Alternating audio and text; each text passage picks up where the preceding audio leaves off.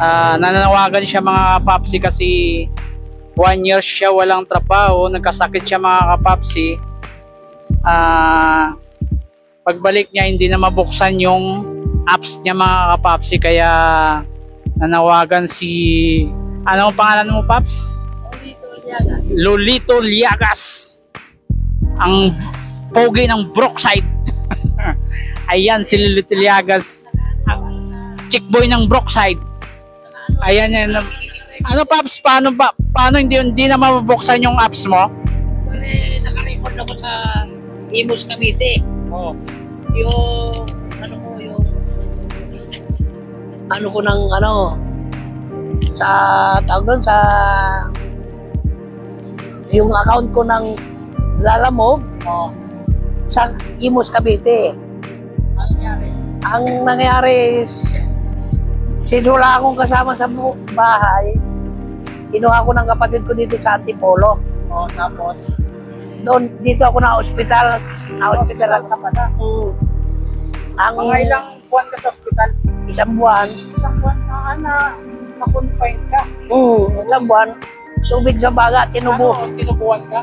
Dito, Ayan. Ang bilis mo gumaling. tinubuhan ako. Gumaling. Isang taon naman eh. Isang taon eh. Buti may Sa tulong ng mga kaibigan ko sa barkada ko sa sa Facebook, mga sa grupo, nakasurvive naman.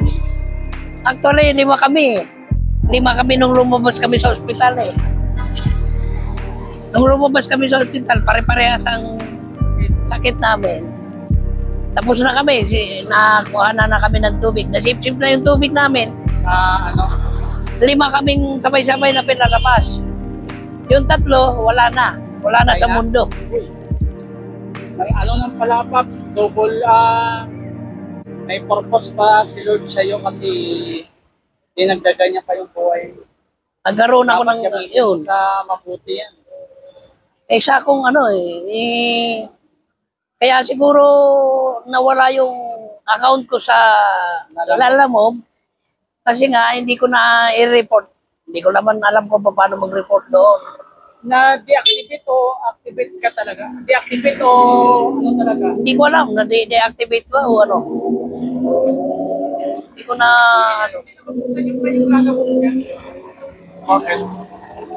May 1 taon na siguro na. Saan kasi na ano eh? Na-hospital ako eh. Hospital. Pwede na punta mo sa office. Sa office talaga. Sa sa Paranaque. Paranaque yung pupunta ka dun talaga Paps. Sa Pitex. Oo. Wala kasing satellite yan eh. Puro doon lang talaga. Kaya yun ang ano pala. Kaya lahat ng... 1 year ka pala na hindi na Basta yung mga kasabayan ko na lumabas ng ospital, yung 3 doon, patay. 2 lang kami na